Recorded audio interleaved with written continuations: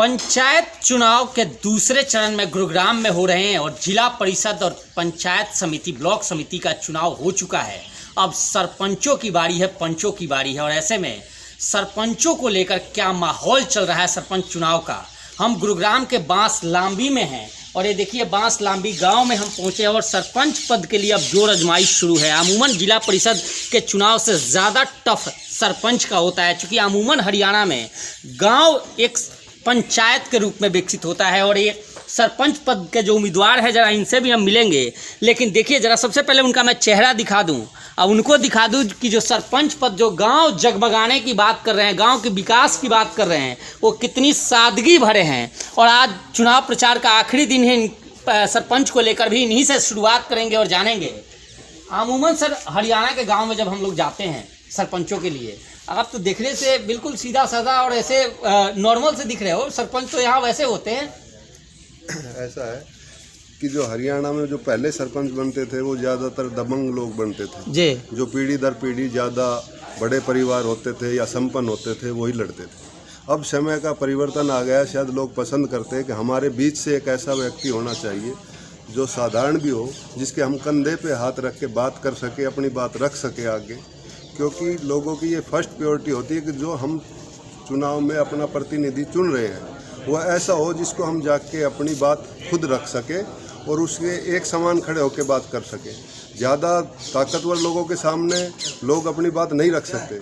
ज़्यादा बड़े पद के लोग हैं या ज़्यादा जो विकसित होते हैं, जो बड़े परिवार होते हैं, उनके सामने भी वो बात नहीं रख सकते, क्योंकि गरीब भी लोग रहते हैं।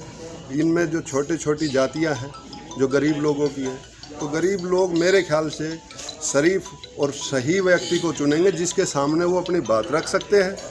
तो मैं अपने आप को इस तरह से ही समझता हूँ कि मैं तो लोगों के बीच का नहीं। एक सवाल और पूछ लेता हूँ रविंद्र जी, ये कैमरा देखकर आपने ऐसा हुलिया बनाया है या बसते रहते ही ऐसे हो? नहीं, वो तो गांव के लोगों को भी पता है। मैं अमूमन इसी उसमें रहता हूँ, कोई कैमरा देख के नहीं बनाया। और मैं तो आप कहीं भी देखो सबको पता है, ये तो सारे गाँव को बताने की जरूरत है क्यों गाँव में सभी एक दूसरे को जानते हैं। आपका पर्चा देख रहा था मैं, वो शायद ये रहा।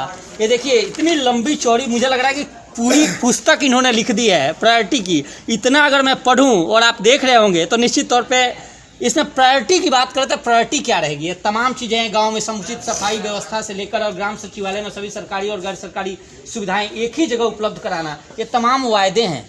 चुनावी वायदे हैं या कुछ है इसमें? देखो, ये चुनावी वायदे नहीं है। हमारे गांव का पिछले 20-30 साल से वो विकास नहीं हुआ जो होना चाहिए। हम बहुत से गांवों में गए, हमने देखो खेतों में जब हम जाते हैं तो ढाणियों तक रास्ते पक्के होते हैं। हम भी जाते हैं कई बार दूसरे गाँव में।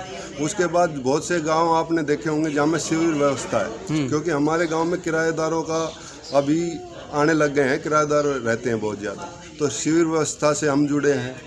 उससे खेतों की ढाणियों का हमने रखा है। और अपना जैसे हॉस्पिटल है, हमारा हॉस्पिटल जो है पिछले 50 साल से सब डिवीज़न है, तो उसका अपग्रेड होना चाहिए। हमारा जो सरकारी स्कूल है वो भी पिछले कम से कम 30-40 साल से, तो हम देख रहे हैं 40 साल से वो 8th मिडल है, मिडल ही था अभी भी। तो हर चीज़ एक टाइम के अनुसार विकसित तो होती है ना। आप बताओ, एक बच्चा है वो हर 2 साल में उसका भी साइज़ बढ़ जाता है, उनमें नहीं हो। दूसरी हमने रखी है कि भाई सफाई व्यवस्था होनी चाहिए गाँव में पंचायत की तरफ से। और जो स्कूल में व्यवस्था है मैंने एक अलग रखा है इसमें, कि जो स्कूलों में सरकार कह रही है उससे अलग, अगर हम स्कूल में अपनी पंचायत को हमें मौका मिला तो पंचायत की तरफ से टीचर देंगे स्कूल में। और वो जब टीचर काम करेंगे हमारे और सरकारी मिलके, तो हम चाहेंगे कि जो गांव में बच्चे बाहर पढ़ने जा रहे हैं प्राइवेट स्कूल में, उनको जब अच्छे टीचर मिलेंगे तो लोग यहाँ करेंगे। नहीं, मुझे ना वायदों की लिस्ट देखकर एक बात याद आ रही थी। मैं कह दूं कि अमूमन आप लोग राव साहब लोग हैं और बीजेपी के बड़े भक्त होते हैं और बीजेपी भी खूब लंबी चौड़ी वायदे करती है, वहीं से तो नहीं प्रभावित हो गया? नहीं, देखो गांव की जो राजनीति है वो पार्टी लेवल की राजनीति नहीं होती। गांव में गांव समाज की राजनीति होती है।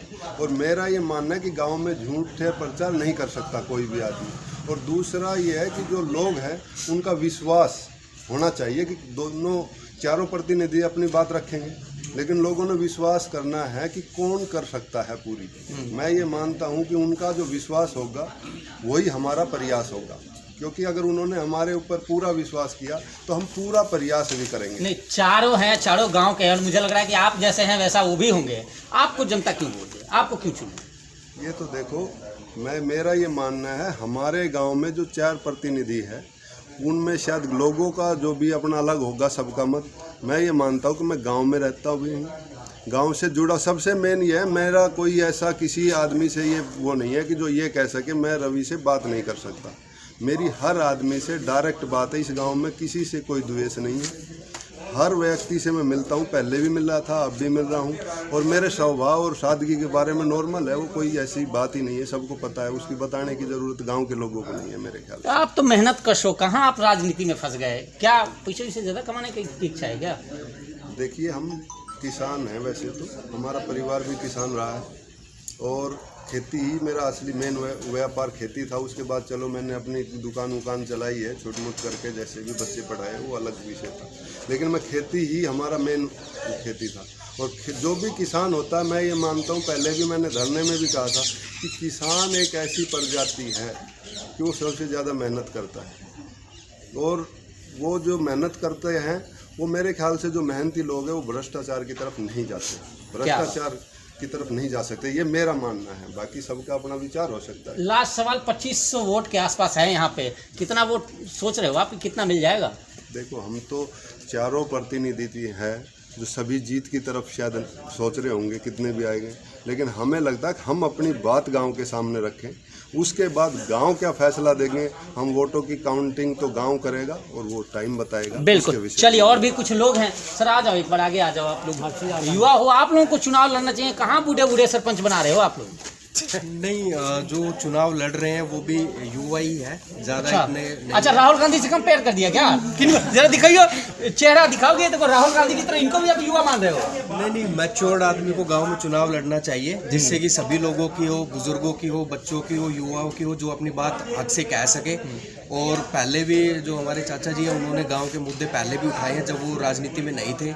और हमें पूर्ण विश्वास है कि 12 तारीख को गांव की पूरी जनता हमें अपना आशीर्वाद देगी और हम भारी मतों से विजय हासिल करेंगे। आ जाओ सर, आगे आ जाओ, आप भागो मत। नहीं कहीं नहीं। राजनीति क्या मान रहे हो, इस गांव में जरूरत है कि अब ऐसा कोई सरपंच चुन के आए जो दबंग ना हो, जो सीधा साधा हो और गांव का काम करे? सर, हम तो पूरा जो हमारे प्रतिनिधि खड़े हुए हैं, उनकी छवि ही आप पूरे गांव में आप कहीं भी जाके पता कर सकते हैं। उनकी बिल्कुल साफ छवि है और सबसे उनका मेन मकसद ये है। ऐसा कोई सरपंच चुन के आए जो दबंग ना हो, जो सीधा साधा हो और गांव का काम करे? सर, हम तो पूरा जो हमारे प्रतिनिधि खड़े हुए हैं, उनकी छवि ही आप पूरे गांव में आप कहीं भी जाके पता कर सकते हैं। उनकी बिल्कुल साफ छवि है और सबसे उनका मेन मकसद ये है कि गांव का विकास करना। तो जैसे कि अपना हॉस्पिटल हो गया, जो अपग्रेड नहीं हुआ है, जो होना चाहिए था, तो हम जो इनका घोषणा पत्र जो इन्होंने देखा है, उसी के विचारों को देख के और उनको हमें दिल से ये लग रहा है कि इस बार हमारा प्रतिनिधि बहुत आगे ही हम बढ़त ले रहे हैं। क्या बात है। युवाओं को रोजगार की भी ज़रूरत है और आप लोग IMT के करीब हो, यहाँ बिलासपुर भी करीब है, तो हमारे बेसिकली हमारा काम जो रहेगा ज़्यादा वो पढ़ाई की तरफ ही रहेगा। हमने लाइब्रेरी का घोषणा पत्र में भी डाला है कि युवाओं के लिए लाइब्रेरी एक सेटअप करी जाएगी गांव में, जिससे वो पढ़ सके और आगे बढ़ सके। इंटरनेट सुविधाएं भी दुरुस्त करेंगे, जिससे वो इंटरनेट का आजकल ऑनलाइन जो चलन हो रहा है उससे ज़्यादा इस्तेमाल कर सके। और युवाओं को पूरा पढ़ाई के लिए ज़्यादा से ज़्यादा हम और आग्रह करेंगे कि वो आगे बढ़े। बिल्कुल। आइए, कुछ लोग बैठे हैं यहाँ पे मुद्दे पे, इनसे भी हम बात करेंगे और जानेंगे। चूँकि गुरुग्राम है, गुरुग्राम का गांव है और गुरुग्राम के गांव कितने विकसित होने चाहिए और कहीं ना कहीं गांवों का विकास, गांवों का विकास जो है वो कहीं ना कहीं सरपंच के कंधों पे होता है। और किसी भी गांव के विकास को देखकर हम प्रदेश, शहर और तमाम यहाँ के लोगों के विकास का जिक्र करते हैं। ये आप देखिए, पारंपरिक हुक्के पे लोग बैठे हुए हैं। सर, शुरुआत करेंगे, कुर्सी अगर इधर घुमा लो आप तो बेटर रहेगा। ये जिस गांव में आप हैं, बांसलांबी में, क्या लग रहा है कि इतने दिनों से विकास नहीं हुआ कि अब डेवलपमेंट की चर्चा की जा रही है? विकास ना होगा, अभी होगा। पहले सरपंच और विधायक ने कुछ नहीं किया यहाँ? नहीं किया, कुछ भी नहीं किया कभी 5 साल में। अच्छा, क्या क्या समस्याएं आपकी नज़र में है? पानी का है, बस ये रोड जो गाँव का जो सीवर का काम है, बाकी जो गाँव की गली है वो ना अभी पक्की अभी तक। कितने साल के हो गए आप? मैं 67 साल का। तो इतने साल वोट दिए हैं आप, आपको क्या लग रहा है कि इस बार भी वोट दोगे, काम नहीं हुआ तो? काम होगा पक्के साल। अच्छा, कैसे करेगा ये लड़का? अच्छा, आप लोगों ने खड़ा कराया इन्हें? क्या बात, क्या बात। बाबा, गांव में अब किराएदार भी आने लगे हैं। ये गांव गुड़गांव का गांव लगता है कि साइबर सिटी का एक गांव है विकास के मामले में। हाँ, रिपोर्ट है यहाँ तक। क्या रिपोर्ट? काम होया ही नहीं। काम नहीं हुआ। हमारी याद में तो होया नहीं। सार्वजनिक काम, निजी तो छोड़, सार्वजनिक नहीं हुए कोई भी अब तक। जो आया सब लूट खसोट करके चले गए। हमने अपना एमएलए की शक्ल नहीं देखी है, हमारा एमएलए कौन बनता है। तो इस बार सरपंच के माध्यम से एमएलए का काम कराओगे जी? सरपंच थे। और किसी से विधायक भी ना आवे ना कोई आवे। सारे कैंडिडेट है, सब तो कहते होंगे ऐसे हैं कि हम भी करेंगे, हम भी सारे वायदे करते हैं, तो फिर वोट चाहिए जब भी कह जाए, उसके बाद कोई ना आवे। अच्छा, खाली सरपंच करा रिप पे आए थे, पहले सरपंच मिले, उन्होंने कोई काम ना करे। तो इस बार बदलाव है, बदलना बदलना है। क्या कहोगे सर इस बार पंचायत चुनाव, सरपंच का चुनाव?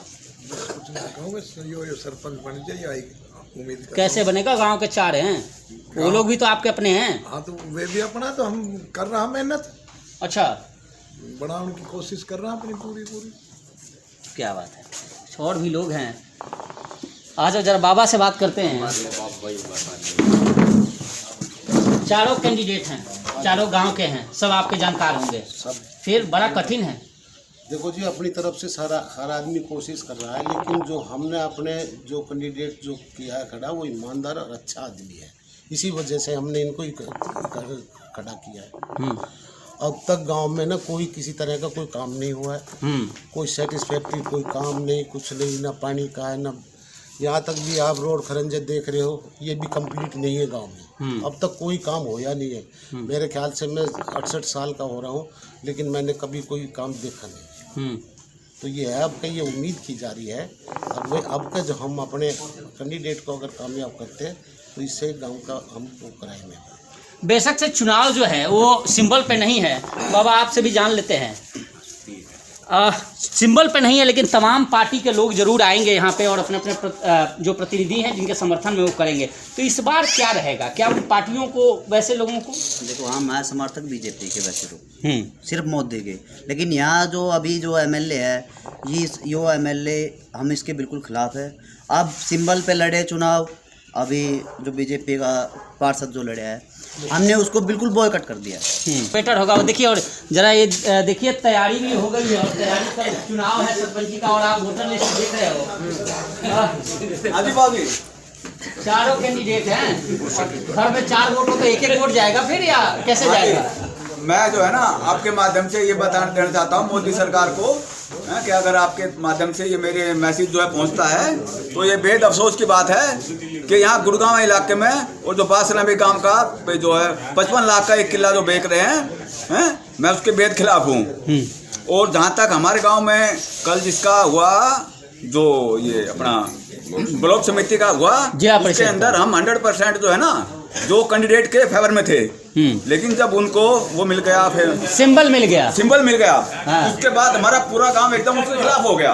अच्छा, हाँ। और हमने जो कैंडिडेट, सरपंची कैसे जीतोगे जी, ये बताओ। सरपंची तो देखो, ये गांव का मामला है, हाँ। और मैं अपने गांव से समस्त ग्रामवासियों से ये निवेदन करना चाहता हूँ कि आपको जो अच्छा कैंडिडेट लगे, बहुत बढ़िया, उसको आप वोट दो, ताकि हमारे गांव का उद्धार हो सके। अच्छा, कैसा? सकल सूरत में या बड़ी गांव? नो, जो काम करने वाला लगे। अच्छा, जो अच्छा काम करने वाला हो और गांव का विकास करे, और सबके भला के लिए करे, उसको वोट दो। ये काम का निजी मामला है जी। क्या बात, मैं समस्त ग्रामवासियों से रिक्वेस्ट करूंगा कि आप अच्छे उम्मीदवार विवेक का इस्तेमाल करें। हाँ जी, क्या बात है, विवेक का इस्तेमाल करें। इस बार 4 कैंडिडेट हैं, बड़ा कठिन है, चारों गांव के हैं, किसको नाराज करोगे? नाराज तो अपने आप हो जाएगा जब एक जीतेगा, जिसकी वोट ज़्यादा आएगी। हमारे घरों की वोट बहुत ज़्यादा है, हमने अपना लड़का एक साफ सुथरा खड़ा कराया है, और हमारी जो वोट है, जो घरों की वोट होती है, वो बहुत ज़्यादा है। जब हमारे घर सारे बढ़िया तरीका वोट देंगे ना, तो कोई हराने वाला आदमी नहीं है इसको, क्यों? इसकी छवि भी अच्छी है, पढ़ा लिखा है, हर चीज़ से मजबूत है, सब में बैठता है, सब में राजी रहता है। तो खुश आदमी को कोई पद मिल जाएगा तो वो काम करेगा बढ़िया। बिल्कुल बिल्कुल। देखिए, एक दौर था जब लोग अपना प्रतिनिधि चुनने से पहले यह देखते थे कि वो कितना दबंग है और कितनी दबंगता से हमारी काम को करेगा, गांव का विकास करेगा। लेकिन आज एक दौर यह भी है जब गांव के जो लोग हैं जो सरपंच, अमूमन जब सरपंच की बात होती है, पंचायत चुनाव की बात होती है, तो वहाँ देखा जाता है कि प्रतिनिधि ऐसा हो जिसकी छवि स्वच्छ हो और जिसके पास आसानी से हम जा सके। हालांकि 12 तारीख को पता चलेगा कि क्या वास्तव में जो जनता है वो आज भी उन दबंगता के दौर से परे विकास के डोर को थामी है या फिर वही दौर चल रहा है। फिलहाल इस पेशकश में इतना ही। देखते रहिए प्रवासी एक्सप्रेस।